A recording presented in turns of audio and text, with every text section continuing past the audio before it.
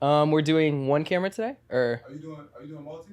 no? I don't think so. I was just making sure. Yeah. So 2. Yeah, this one right Okay. here. 3. Is that 3? What number is that? This one's 3. That's 3. Yes, 3. Okay, cute. I was about to say 2's about to be a really unflattering. Next turn. Where's the 2? I don't see it. Oh, right there. Down over there. Okay, So for me, I'd literally have to like, as if I'm like The Exorcist, like turn right. That'd be a fierce opening. But welcome everyone to Me, Myself, and I'm Joey G, Bad Bussy, all that, whatever you want to call me. DM me if you want to. I'm here with a very special guest. He's responsible for some of my best nights out, honestly, here in the city. I love him to death. He has fucking amazing taste. He's gorgeous, talented, looks like Linda Evangelista just a little bit, and is a fantastic writer as well, and a fellow journalist as well, Jon Ali. Hello. Welcome. Thank you for the intro. I mean, we have to do something. Hello. Yeah, I love that. Thank you so much. I appreciate that. I do feel like we're like kindred spirits in a lot of ways. We are. In my head, I have this fantasy of like, I feel like we're cousins in a weird way. Like, if we were to stand like 12 feet away from a white person, they'd think we were related. Yes. You know, they'd be like, oh yeah, these 2 Puerto Rican cousins. And I'm like, yeah, sure. I guess. I feel like that's just like, yeah, I mean, like, I don't even remember how I first met you. Was it you coming to one of the parties? I think so. I actually think I met you through Giuseppe first, my best friend, because he wrote an article about one of his songs for Billboard. Yes. And I was like, oh, he has a playlist. And then I started diving into Queer Necessities and all that, and I was like, oh, who's in charge of this? You. And then I was like, oh, he's in the city, he's DJs. Yeah. So that was like the trickle effect. Yeah, exactly. I honestly, like, I've realized that I'm kind of like the biggest, like, Instagram, Twitter creep in a way, but I just think I'm well researched. You know, like if there's somebody that I want to get to know, I'm interested in, I want to go support them, like I'll do all the things. I'll follow, I'll DM, all of that. I don't consider it thirsty. I just consider it curious. Yeah, you're in the know. You want to know about you want to know about people that you're interested in. Yeah, that's good. Exactly. As opposed to like ignoring their entire existence. Yeah, because people will do that and then they'll follow you, or they'll like ghost follow you, and they'll look at your stories, and then when you're out in the same room in like a close vicinity, they'll just like, You want to be present. Yeah. No, I like that. You should. I always feel like you should. Like if you're interested in something, you see somebody that you like their vibe, or you like the way they dress, or whatever the case may be. It's always good to like maybe like throw that out there to them in a way, like a wink wink, as if that means just like commenting or showing up to a gig that they're doing, or, you know, anything. Exactly. I think like we're never too good to not shoot our shot. Yes. You know, like for anything, like for dating, relationships, there's an instance literally as I was coming into studio just now, something that happened in the elevator. A very fortunate run-in with somebody that I'll tell you after we record, but like that happened because I shot my shot and I was like, are you so-and-so and so? And they're like, yeah, Now they're coming on the show soon. So great shit happens when you just fucking speak to people. Yeah. And be a nice person and look people in the eyes when you're talking to them. Yeah. And you do all that. And that's why I like you. Because some people could be like talented, throw really good parties or whatever. And then you talk to them and they're just like, they're not like a girl's girl. Yeah. Which is fine because it's not for everybody. But you're very that. Thank you. Much appreciated. Thank you. I feel like I do kind of like take that on as like part of it. For sure. I think because I think I needed that for so long when I first moved to New York.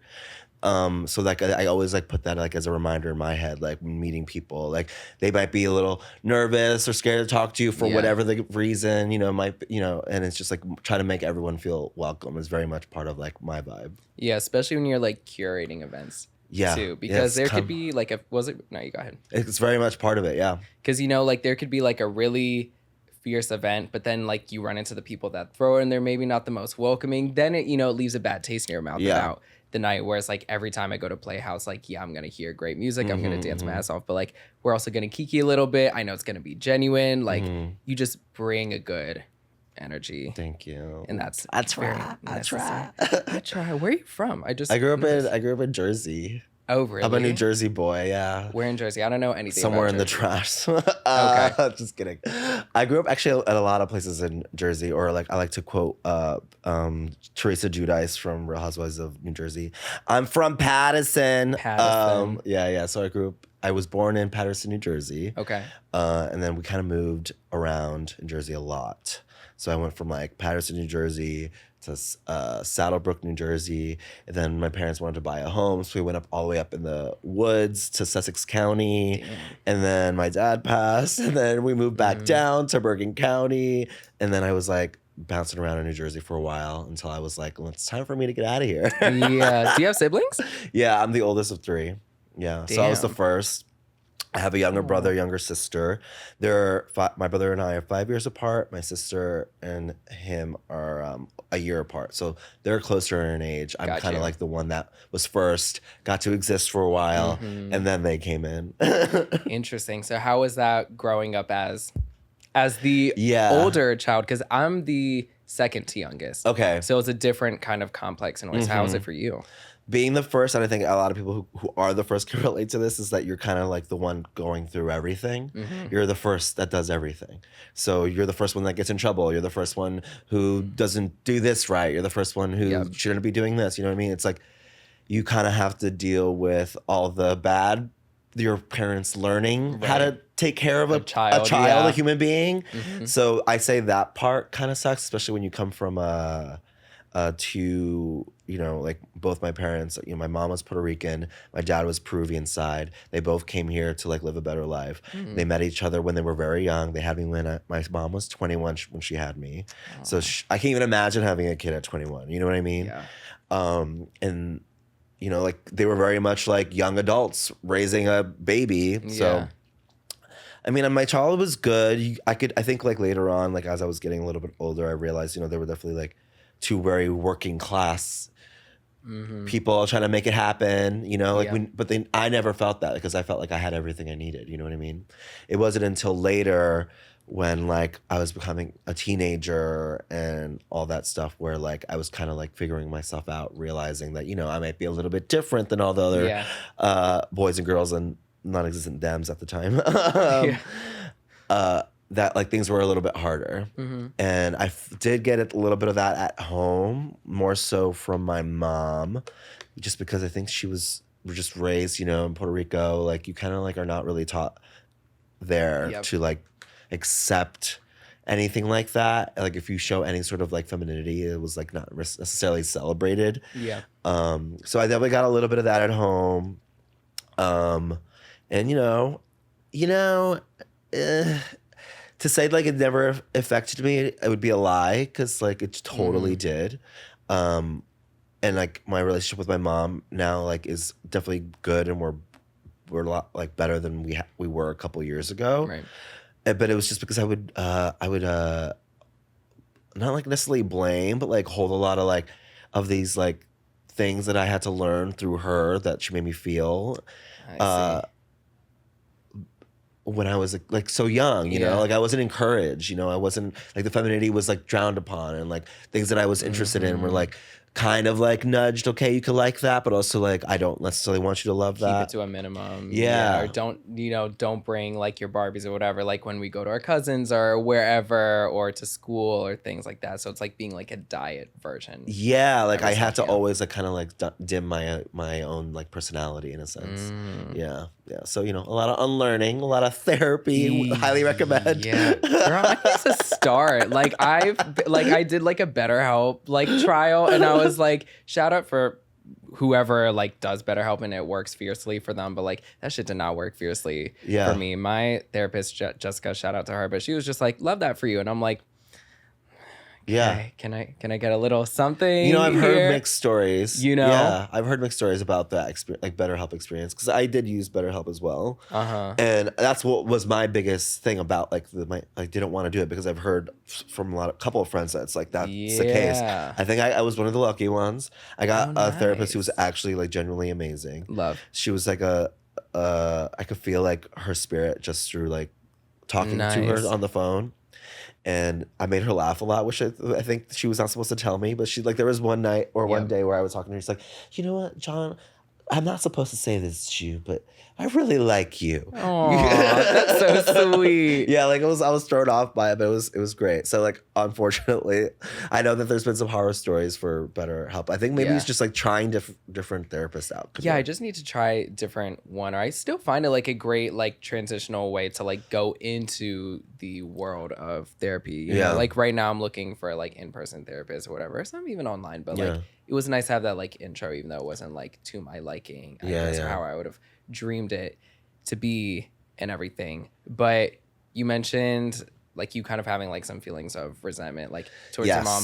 That was when you got older. Like, did you realize when you got older and you're pursuing things that you wanted, you're like, damn. Well, I think it's like it was like in the moment when it's happening, you don't realize how much it's affecting you. Yeah. You know, like when my mom would like yell at me about, you know, dressing a certain way or not approving of sometimes even like the music I liked. Like I could vividly remember specifically like blasting "The Boy Is Mine" in the car whenever it would come on and singing those lyrics, "The Boy Is Mine." Like my mom would like, you know, she was not into that. Like, do not be singing "The Boy Is Mine." You know, and I remember those things, you know, and I don't, and it's funny, like in the moment you're like, oh, I didn't realize that was a problem. Yeah. But now I guess this is a problem. Yeah.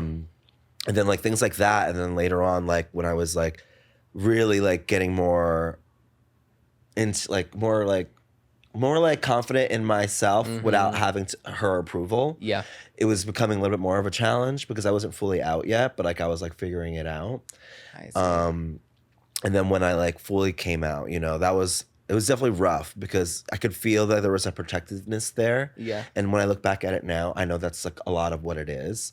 It's like again, the first child syndrome, you know, being the first everything. And then my mom had to deal with being like, you know, dealing with 3 kids on her own. My dad passed when I was 13, you know, and she's like raising these 3 kids on her own. And then the child that she's kind of looking at as being like the helper, the dad of the family. I was like fully like babysitting my brother and sister all the time, like telling them to do their homework, cooking them dinner sometimes because my mom would have to work like nights, like all these things. You know, I was very much like the older brother, but also like the father, like a sibling, like the parent figure for them for a long time. So I think me being gay and all these things that she was unaware of, didn't know, have too much knowledge about, she kind of jumped to like full like defense mode. Like, I don't know what this is. I don't know what to do with this. So instead of like embracing it, she was very much like kind of like almost like pushing it away. Yeah. You know what I mean? Like, this is a problem. I'm not going to deal with it. So that obviously did not help me. Completely. That like put me like in a space where I had to deal with a lot of things alone. Yeah.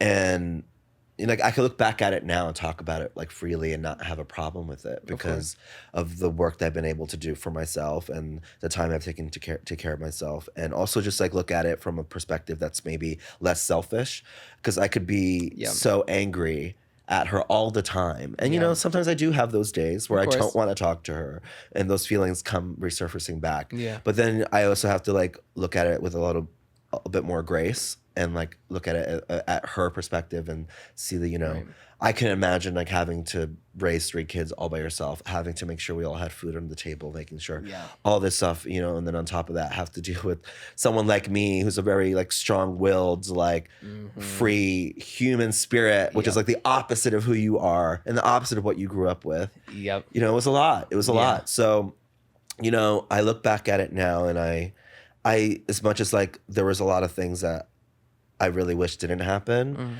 I don't like hold it against her or like have this huge resentment towards her about it. At least not anymore. Yeah. I take that line that and this is also very gay of me, that Kylie Sonique Love used in All Stars during that like panel challenge where she was like don't let like your childhood trauma like deal with your adult decisions or something like that. Yeah. And like I think that's like the most simplest way to put it. But it's so perfect. It's so good. So perfect. Yeah. So that's kind of how like I live with it now. But yeah, it was a little rough. You know. Yeah. I think the main resentment I think happened for a while wasn't even about like the gay part. It was like the unencouragement that I got. Oof. Yeah. Little things you wanted to do, you just simply couldn't. You don't know why, but you just couldn't. Was that it? Because when I think about it, I think like had I been so encouraged, had I been told, you're welcome to do this. You're like, why? Yeah, you're obsessed with that. You should totally just like lead into that more. Like, I feel like a lot of things in my career or in my life would have progressed a lot faster if it wasn't for all that. And I think a little bit of the resentment is that, like, had you not stalled my ass, this would have already been the process 5 years ago. Exactly. Like, don't be my parent and stop my bag too at the same time. Exactly. You know, that's a really good way to put it. And I've been like trying to find the word for that as well, because that's literally same story with me. And like my mom is like my best friend. Like we're great now, and like growing up we're like besties and all that. Same story to the T, like completely. And a lot of her things was like fear-based, and we're both girls from overseas and everything, so it's much different there as well, because my parents are fucking Egyptian, so like their mindset over there is so much stricter than it is. Yeah, I was gonna say that's even more strict than my stuff. You know, to like my white friends and like their parents that are just like, yeah, like go ahead, like be yourself, or at least like we'll give them a little bit of like levity when it comes to like being themselves. But that's the word, encouragement. That's the thing that was missing. I understand that feeling of like growing up and just being like, well, damn, I never got to pursue this till I'm what, like 25? Whereas like these kids have been doing such since like they were kids. Like I always wanted to go do like dancing and singing and like theater and stuff like that. And I remember I enrolled in like my high school's dance class, and I did a semester of it. And it's still to this day, it was like the best like 3 months ever of my life. And I'm just like, damn. And everyone in that class was like, you're meant for this. Like you should be a dancer. Like this is what you should do. And I always have those moments where I'll think back and I'm like, I'm over all the stuff like my parents and I've been through, but I'm just like, damn, I could have been like on the Renaissance tour or something. I mean, who knows? But like, you know, I'm like, but that encouragement wasn't there. Yeah, it wasn't there. You know, and you could have friends that are just like, well, just do it anyways. But it's different when it's like you have to go home to it. Exactly. Or when you're out there doing it and there's a complete absence of it. Like, what are you going to do at your dance show and like everybody else's parents are there and yours aren't? Because not because they're busy or they had work or they're working overnights. It's like, no, because they simply don't support it and don't want to. That's a different feeling. Even vocalizing it, it sounds so like, ugh. It's so much more harsh when you vocalize it. No, yeah. It's crazy. I 100% know that feeling. Like when I started, even when I was like starting like my blog and stuff back in the day, like 2016, like, you know, it was very hush hush. I would do it like as a hobby quietly in my room. Really? You know, like she wasn't aware of any of that. And it's also it's because I was mostly hiding it from like everyone that I even knew. But like me not wanting to go to school and stuff and pursue like what I was doing, like she didn't understand it. You know what I mean? Like I was always interested in music. Like that was a thing like I was like forever obsessed with. Like I wasn't interested in sports. I wasn't interested in like learning at school about art or all of this stuff. I like my focus was always music, like pop stars, always like all of that. I was just like obsessed. I was like an obsessed person and I still am, you know, it's still there. But, and like, you know, she would definitely like spend money, some coin on things that I liked. Like I remember her taking me to a couple stores to like buy the Britney Spears My Prerogative DVD that was like unavailable anywhere. Like, you know, she would have her moments, you know? Yeah. You know, little glimpses of like, yes, like this woman is like, you know, parenting and not caring, but also, you know, they would find ways to kind of like dilute it a little bit. Joe and I were talking about this the other day, and like his mom used to buy him like Hannah Montana wigs, and like she would make it as if like she's getting them for like her daughters and not her son. Yeah, you know. And it's so crazy because now it's like I feel like that's like a taboo thing. Like, granted, depending on the area you live, but I feel like in more like, you know, progressive areas, like the kids these gays, the kids these days, like they have it like, you know, a lot easier, which is amazing and beautiful. Which is amazing. But I do sometimes get a little jealous because like I wish at 21 I had like that freedom to just do exactly what I wanted to do. Because so much of my like late teens and early 20s was like there was still that like self-doubt, and there was still that like should I be doing this, like am I good enough to be doing this, like all this like feelings that like would hold me back. And a lot of, I mean, it carried on to like the work that I was doing like at an early age, you know. like these days we got like these young TikTok stars and young YouTubers and stuff like that. And I mean, I was doing all those things like when I was 16. Yeah. And I mean, I'm 32 now. So like I like feel like an old man, you know? Yeah, which you're not. But... I'm not. But like had I like was able to hone on it a lot earlier, I'm like, I wonder what things would have looked like, you know? But I choose not to focus on that because we doing good. Exactly. We doing good. Doing fantastic. But that's a really good point though, because especially now where it feels like anyone who like takes off or has a really big career is like some type of like childhood prodigy, you know, that like started little. Yeah.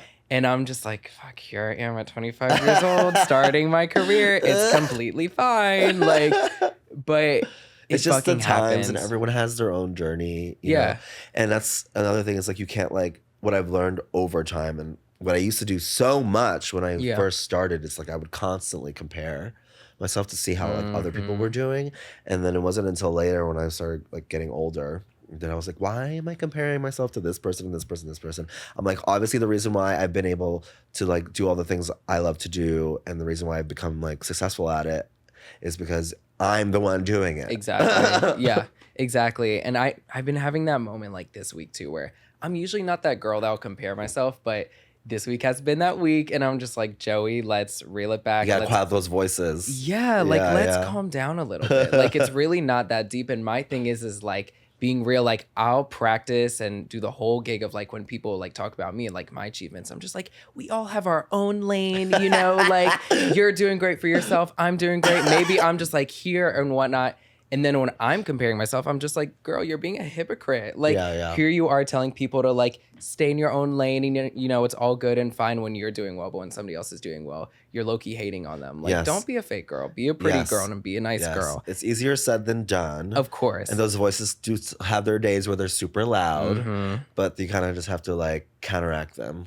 Yeah. Like kind of like I use like that. There's like another voice in my head that I fight with. Kind of like in all the movies, classic little cartoons, you little angel and devil. Yep. And you know, I'm a Gemini, so like that's my whole life. Oh, you are work. Okay, hot. Yeah. So like that's what I attested to. It's like my little angel, my little devil. Yep. And they constantly fighting all the time, sometimes at the same time while I'm speaking.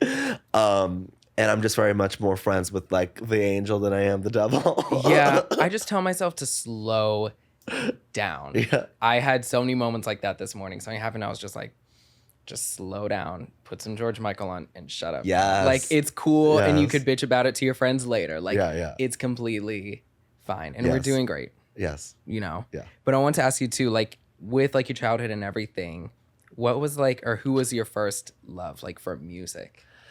Like listening like artist wise? Yeah. Like who was the first artist that like, so say like you're here now working in this industry, DJing, writing, all that. Who's the artist that like kind of brought you to? What's funny is like my dad. So my dad was actually the musical one. And my like granted like my mom and my dad like loved listening to music on like it was always on in the house, right? The car in the house. I would wake up to music being played because my dad would be like making eggs and like making us breakfast with music blasting. Yeah. And every time it was a different like artist. It was like one morning it would be like Mark Anthony, or the next morning it would be like Nelly Furtado, or like he was so like eclectic with his music taste. So I test him to like my love of music for sure. And my first 2 CDs that I ever owned, and I think were my first 2 loves because of that they're funny. You're not gonna expect it. It's Casey and JoJo and Brandy. Those were my first 2 CDs. And so I obviously gravitated towards Brandy more because she loves a female vocalist. Exactly. Was it Never Say Never? Or was it was Never Say Never. I was already aware of her with the first album with Baby Baby and I Want to Get Down, like all that. But she was like very much in her moment, in her pocket, like at her like best of best moment. During Never Say Never era, and that I like wore that CD out, and I became a full stan after that because I was just obsessed with her voice. She has such a beautiful voice, vocal Bible. Yeah, like so good. So Brandy was definitely like my first like love because I like was just like, this is my first CD, and then eventually my dad would have this like. Once a week, he would take me to like Coconut Records, like near us, which doesn't exist anymore. Rest in peace. But he would take me to Coconut Records like once a week, like on New Music Tuesday. That's when it used to be on Tuesdays. and he would let me pick a CD, like anything I wanted, whether it be like a CD single, which they would make back then, or just like a new album that had come out. And I remember it was like around the time when he was doing that for me. It was like around like the big pop arrival. Yeah. You know, like Britney, NSYNC, Backstreet Boys, Mandy Moore, 90s, Jessica early Simpson, like 2000s. all those people. Yeah. So then like I became like very much obsessed with like that world. Like the Britney like was my queen, you know. She became my queen very fast. She's on the background of my phone, like still everything. Love. Yeah, Britney was my first love too. Oops was my first Yeah. CD ever got. I feel like every gay has that story where they like drag their parents to like a record store, or for me in my instance was Kmart. And I'd be like, let's get this Britney CD. My birthday was a few days ago.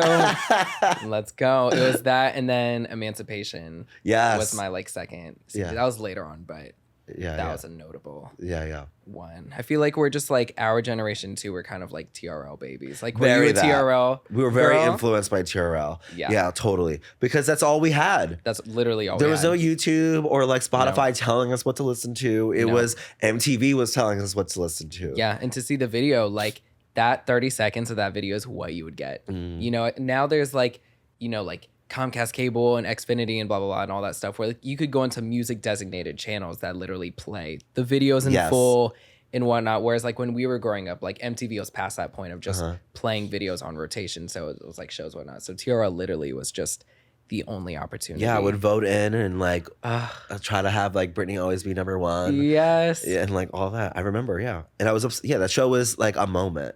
Sometimes I wish we kind of had something like that now. I don't know if it would work in the same level because it was such a cultural phenomenon. Yeah. Like people would line up outside if a celebrity was coming. Like in New York. Yep. No one wants to be in Times Square if you live here. In February. But people would do it. Exactly. All for the moment, just for a celebrity to see them from like from the 3 window. stories up. Yeah, just be like, hi. And they would go crazy over it. Like that kind of phenomenon. So iconic. Like when Britney did the In the Zone special and she like performed Me Against the Music and Boom Boom out in the cold. And I think there was like 20-something thousand people outside like in February. The only time that happens is New Year's. Yep. And they did just for this little lady from Louisiana. Yeah. Like that's crazy. And it was happening like every day. Like Monday through Friday. This was happening. Like TRL was like a huge thing. So of course it was very like vital in my like music tastes, and of course like I was also like obsessed with the hosts like Carson Daly and like Lala was on for a minute. At some point. Like I was like obsessed with them. They always had like the best people doing it. Yep, they're the best hosts, and it was like perfectly unscripted. Yeah, anything could happen. Like Mariah had her whole ice cream moment, which people call a breakdown, but I call it performative excellence. It was a bit. It was a canned bit. It was a canned bit. We love a canned bit. That was definitely a canned bit. And there's ice cream too. Mariah is all about a canned bit, okay? Always. She's the canned bit queen. She calls him a moment, which I love. And being a lamb, I've digested, and now I'll be like doing anything. And my friend will be like, "What are we cooking tonight?" I'll be like, some type of like curry, it'll be a moment. And I'm just like, who the fuck have I become? You just consumed all of it. Yeah, we just you're a child of consuming all of it. Literally, I'm like, I don't feel related to my siblings at all. I feel like I resemble Britney, Mariah, and maybe some Janet. Yeah, That's and really I encourage you to just stay there. Yeah, exactly. They're much more entertaining people anyways, and they're kind of whatever. But how did you take your love for music to then being involved in it, like writing, blogging, and all that? Honestly, it was all like a happy accident. And I want to say most of the things like that I'm doing now happen because of like happy accidents. You know what I mean?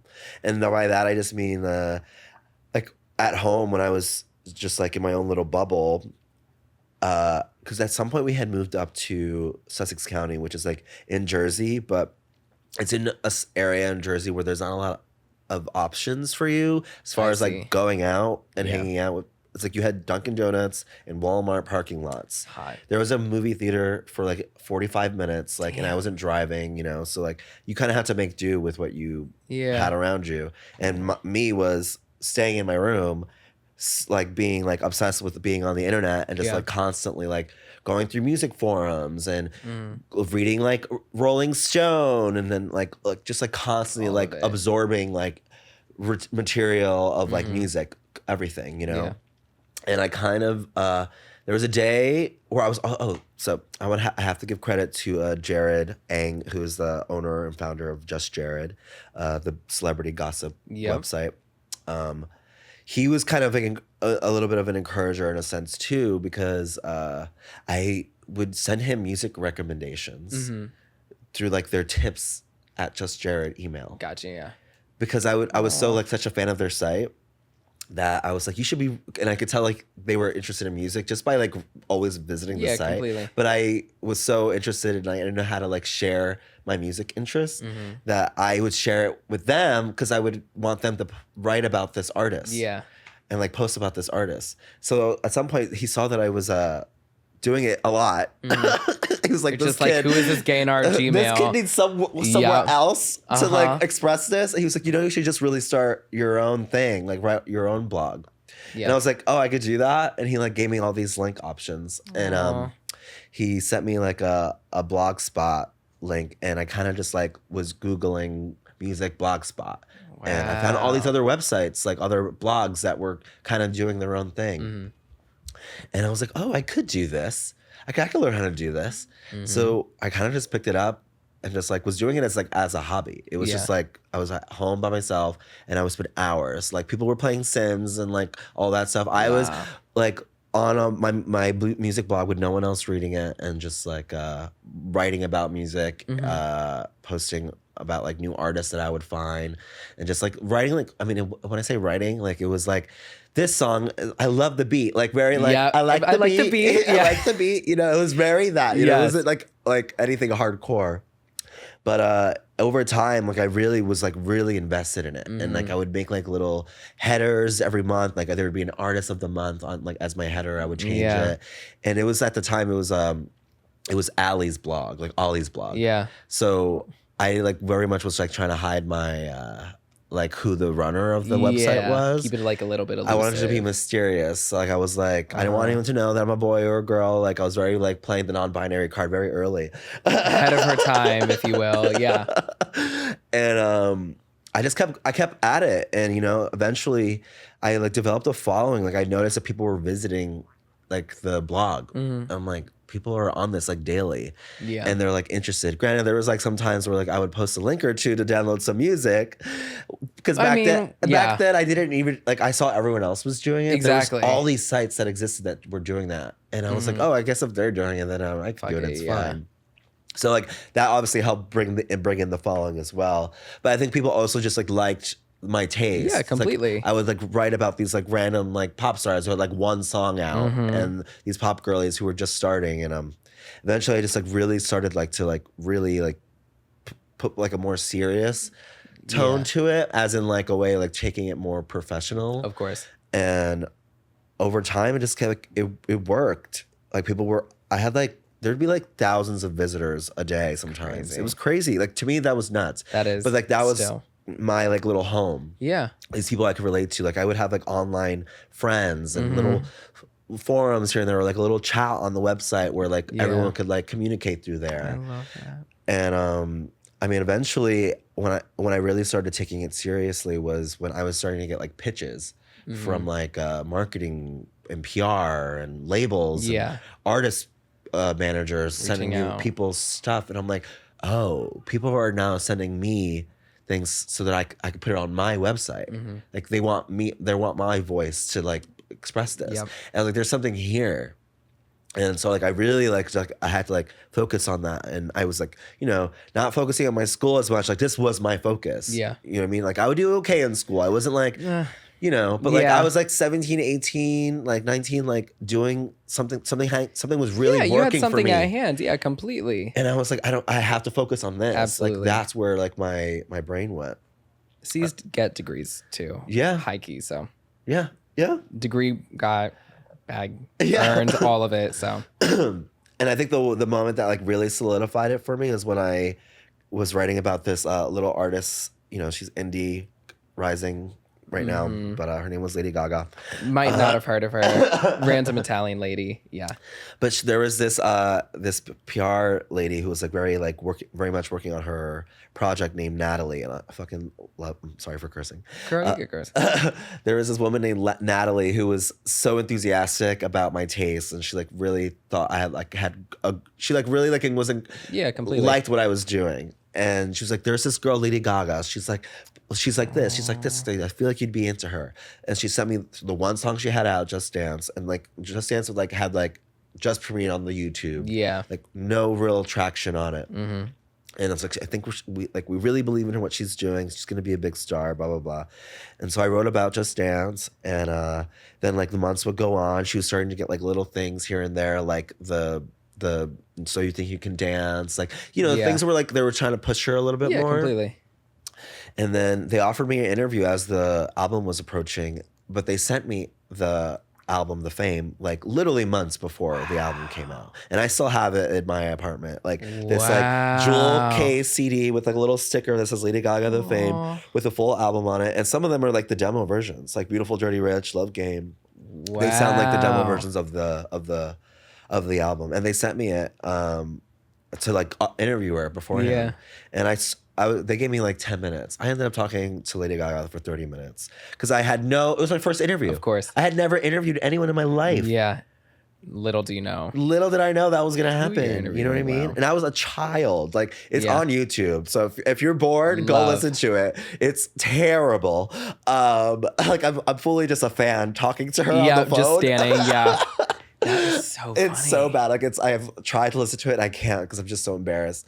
But, there was some I was asking questions. Yeah, completely. There was some sort of structure. Yeah, she knows what she's doing. But I was totally a fangirl. But it was like one of those things where, I really championed her and like was introducing to these people. Yeah. And there's still to this day that like people come up to me that used to visit my site, like people that I've gotten to meet in real life, like come to the DJ gigs and have said, I used to visit your blog back in the day when I was in college and like first semester, blah, blah, blah. Crazy. And I remember when you first wrote about Lady Gaga and you interviewed, like people tell me this back to me. And I'm like, what? You were one of those people? Like, it's crazy. So after that, it kind of just was like, because I got to see the rise after. And I was like, oh, like, someone like knew I was in the know before everybody else, and like I should like really like use this as my thing. Yeah. So like I kind of like took anytime I would see like a new artist coming that I was really passionate about, where I really believed in them, like I made sure to like really like put a focus on them, and so it kind of like became like my thing, like introducing new artists to people. Interesting.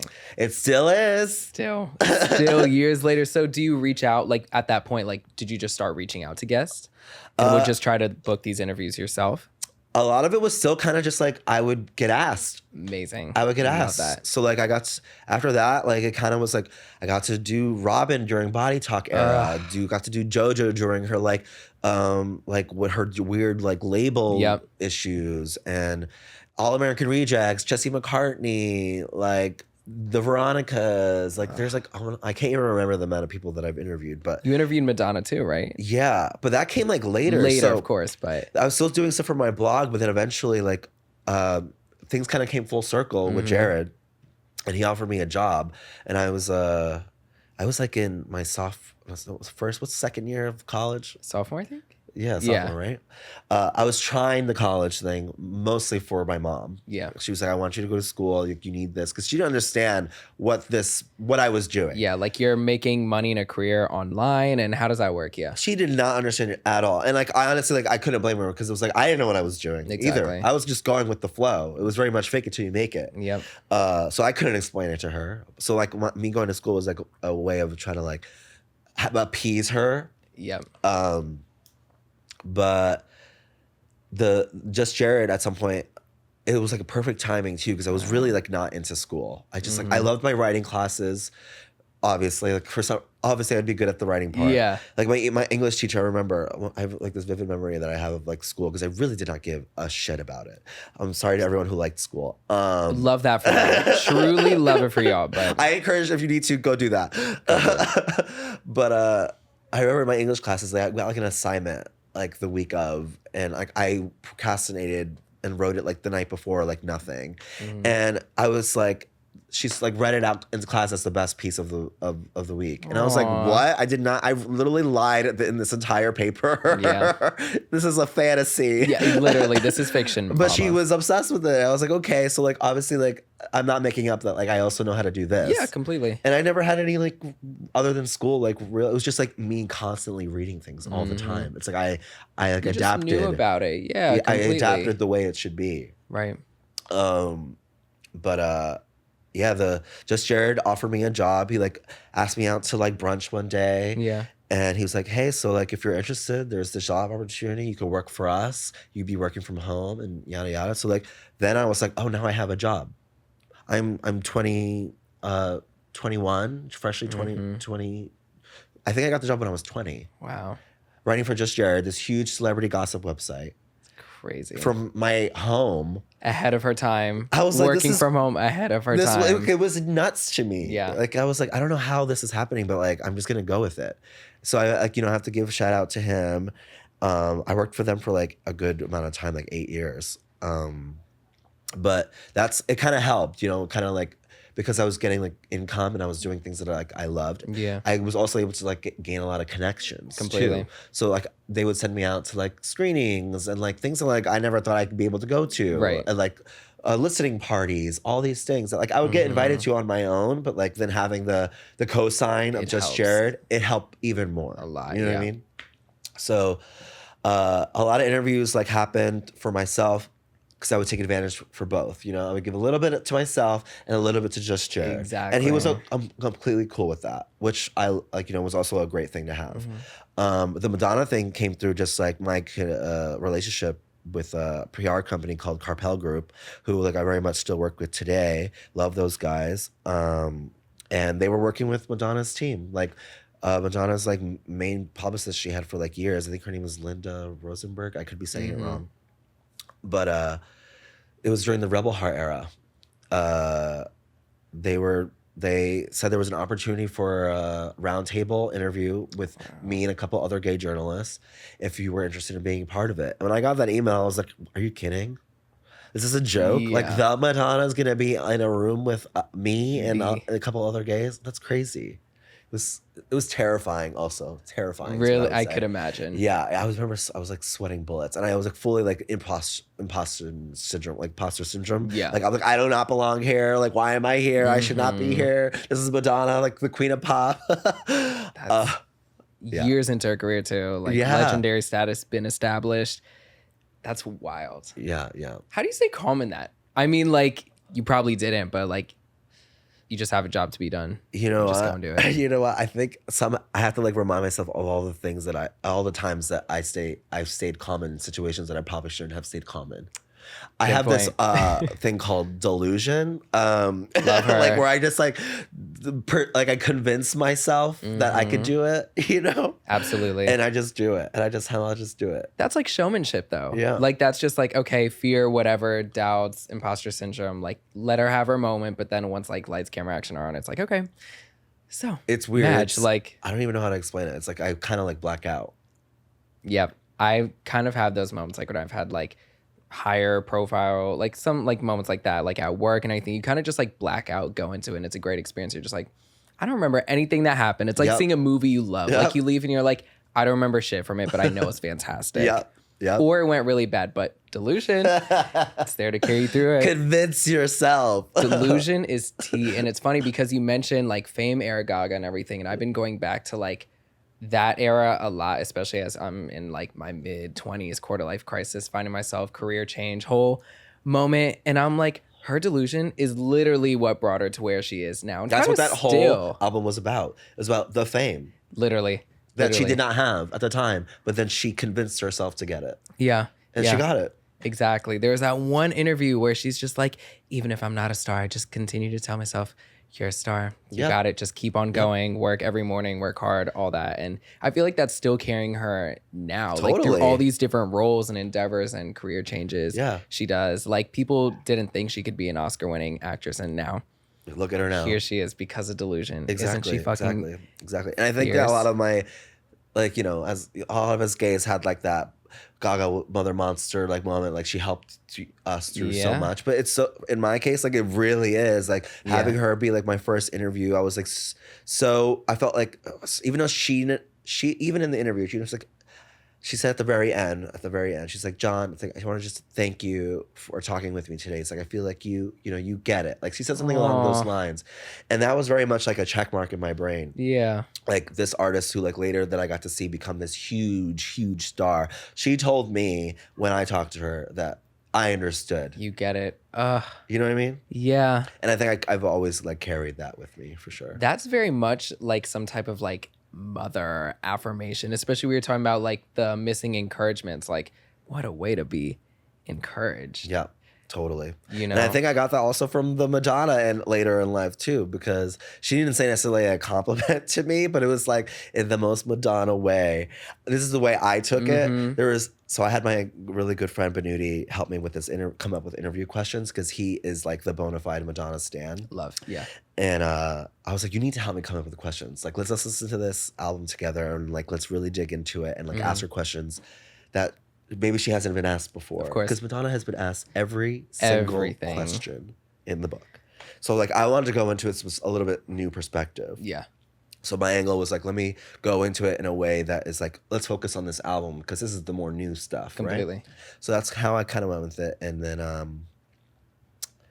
there was a question that I asked her that kind of, which is funny when I think about it now because she's having a very retrospective moment. Very. A celebration, if you will. Yeah. And during one of my questions, because there was a couple nods in the album and a couple of the lyrics to the songs about kind of like nodding to older songs of hers, like lyrics from older songs. And my question was really, is like, are you at a point in your career where you're feeling like you're looking back a lot, like you feel like you're in a retrospective space? Yeah. And the way this woman looked at me with daggers in her eyes, like I thought like I like had dropped the baby Oh or my something. gosh.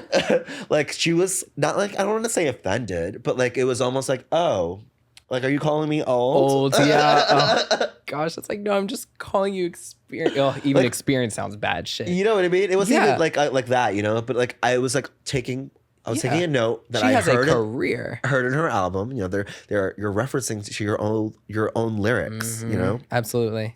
but she answered it really well. Like she was, you know, but like I felt that Madonna energy from her, and we hadn't seen that in the interview at all at any point. Wow.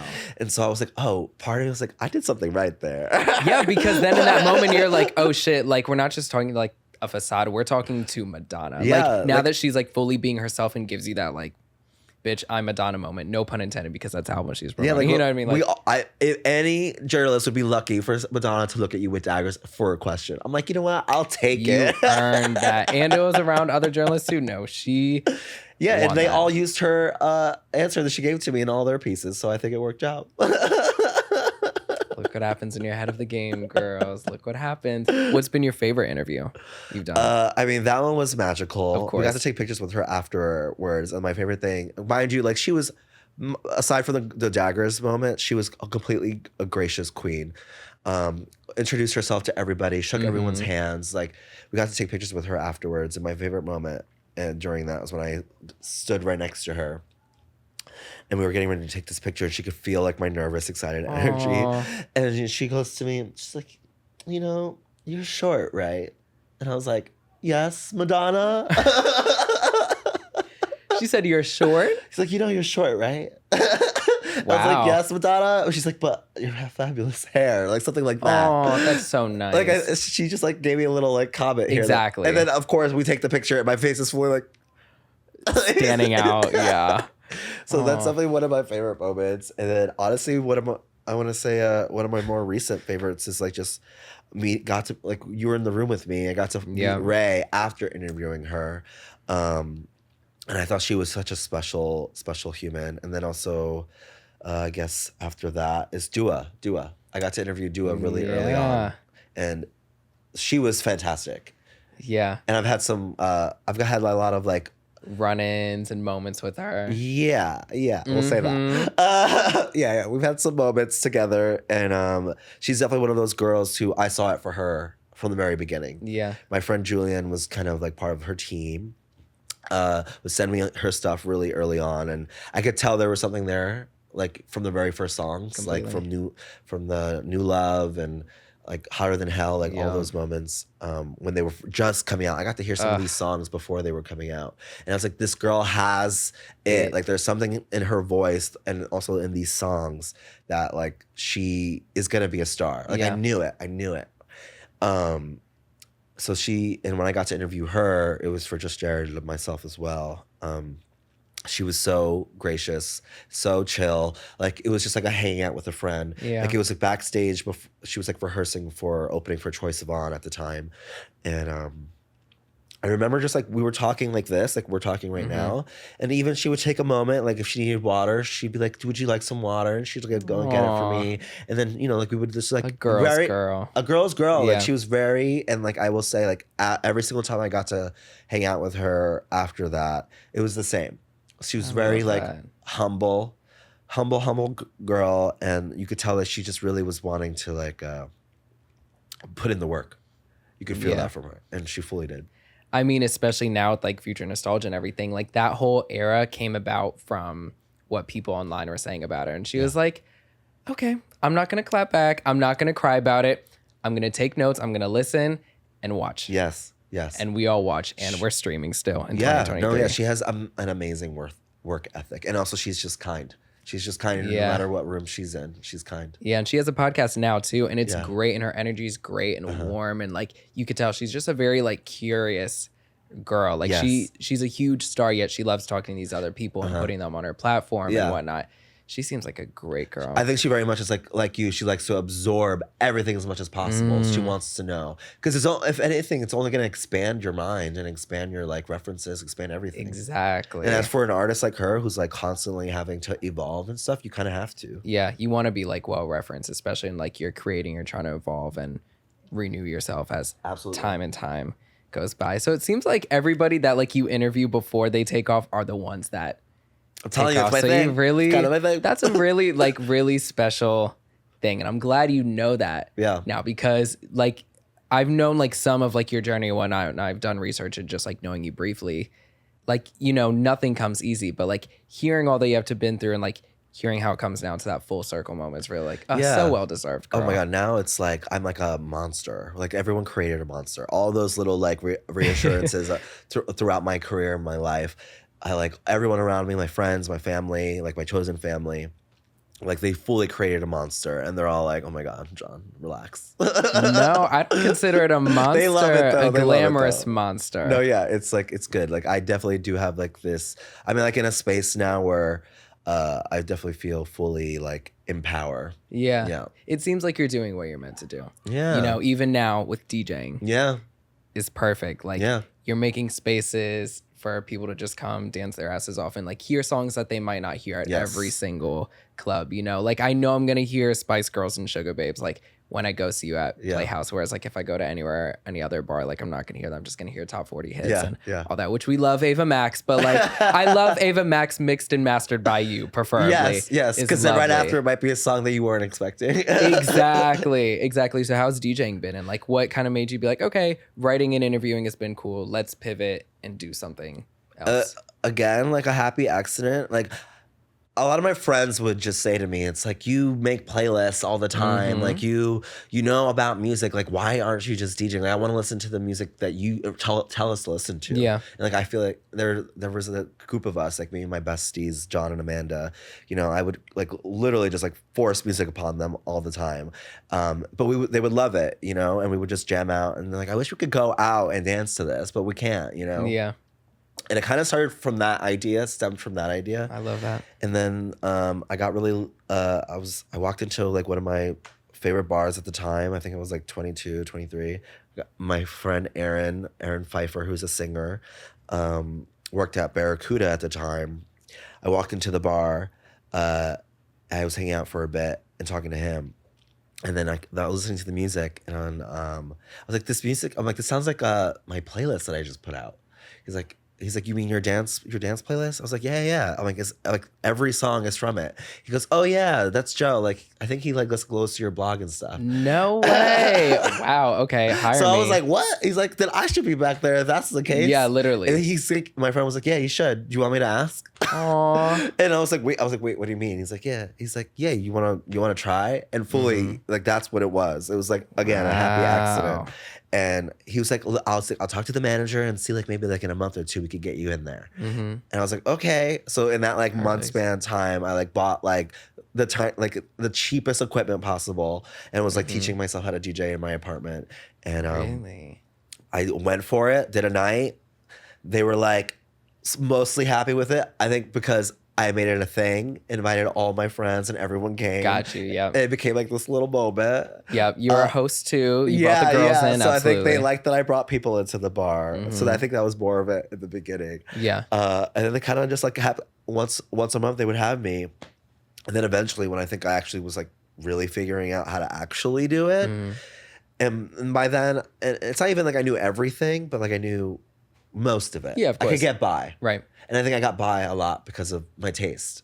Like, I knew what to play. Exactly. Once you have that, like, I mean, you got to have like rhythm and, you know, some type of musical skill or attachment. But like, once you have the taste, like, I think that's a you're lot good of to it. go. When you're DJing, it's like the people that you gravitate towards. It's like you could have the best skill set or the worst skill set. But like, if you got good taste, you could kind of like get by, you know? And Exactly. and I have to be honest, I really did kind of get by on the music taste for like the first few years for sure. And Barracuda like offered me like a residency. They're like, we would like to have you here every other Saturday if you want. And then I said, am I gonna turn that down? I'm like, there. all of a sudden I'm a DJ now. Yeah. So I kind of just went with it. And that Barracuda, like that was my first bar that I got to work with. And mind you, that's like a staple in New York. Absolutely. So for like it'd be my first job, my first DJ gig, to have like a residency at a staple bar in New York, I was like, absolutely. So I kind of just ran with it, would teach myself and be like really invested in it, trying to make special nights. I would do like special nights at Barracuda, like I'd have Britney night, I would have Rihanna night, Janet night. I would make it a thing, you know? And then, I mean, it kind of like, it was like a trickle effect. Like people would come to see me and then people would be like, oh, you should hire this DJ. This DJ should do this, do this. And it kind of just like, I never saw myself as a DJ. Never saw myself DJing. But there was a love that I found doing it. Also because I'm such a people person, and I realized that I'm very like what's it called? I'm very like what's it called when you're just like constantly watching? Like observant. I'm very observant. Yeah. Yes, that's the word. I'm very observant, even like when I'm just around friends at a party. Like I'm very observant. So like DJing very much works in that way. Of course. So I would very much like pick people in the room and pay attention to them throughout the night, and would kind of help that guide the way I would DJ. That's a very great idea. Yeah.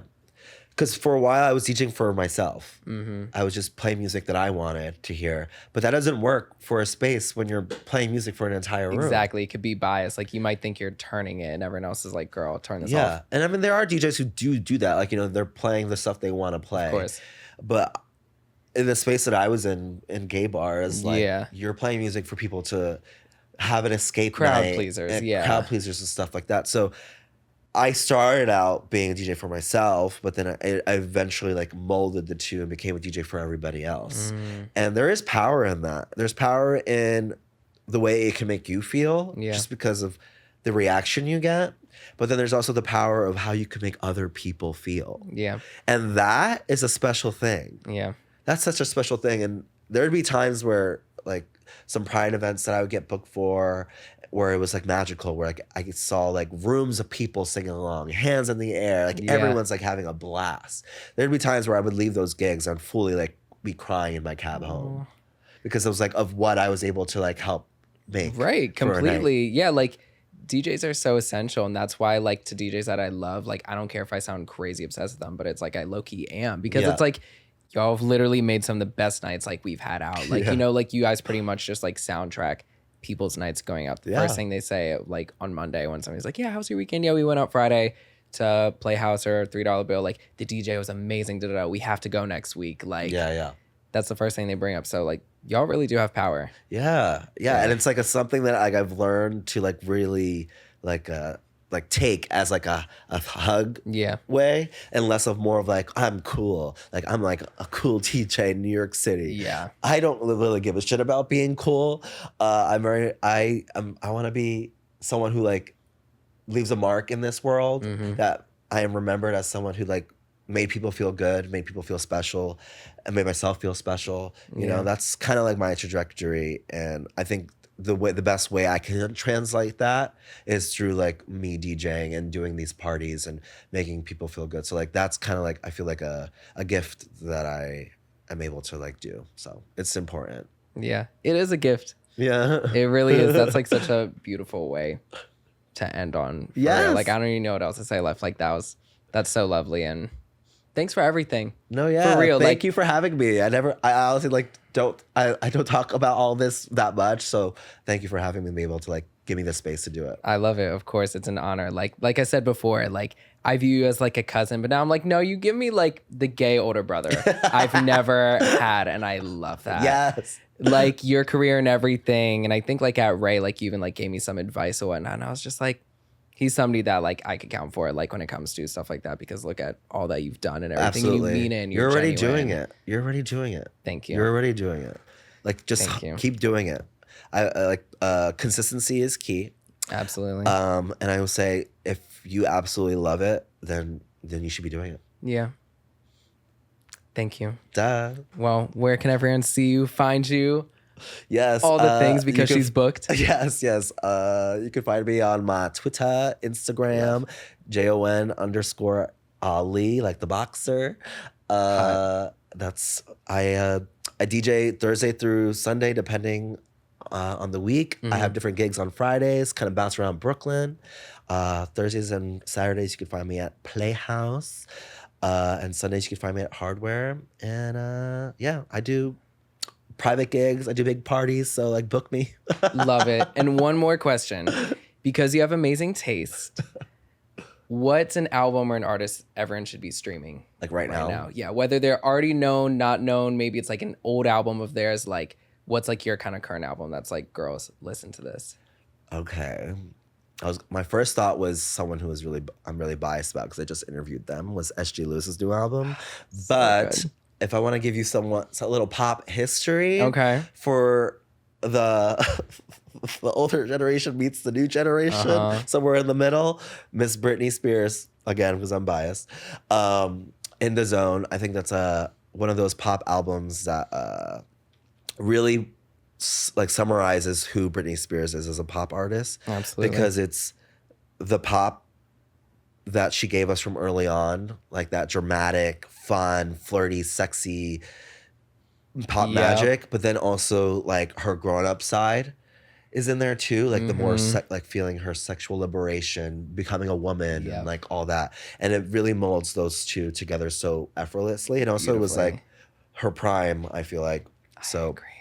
If you want a little bit of pop history knowledge when it comes to pop stars, listen to that album, because it's all the things pop should be in one album. I knew it. I trusted you. Yeah. Like, I don't go by zodiac signs. I go by, we love both, but I'm like, blackout or In the Zone. Who are you? Yeah. I'm an In the Zone girl. Yeah. Like, I got that boom boom. I'm outrageous. I'm shadow, even if you will. I'm don't hang up. All of it. She touched every single mark. Yeah. She experimented without appropriating or sounding like she's wearing a costume.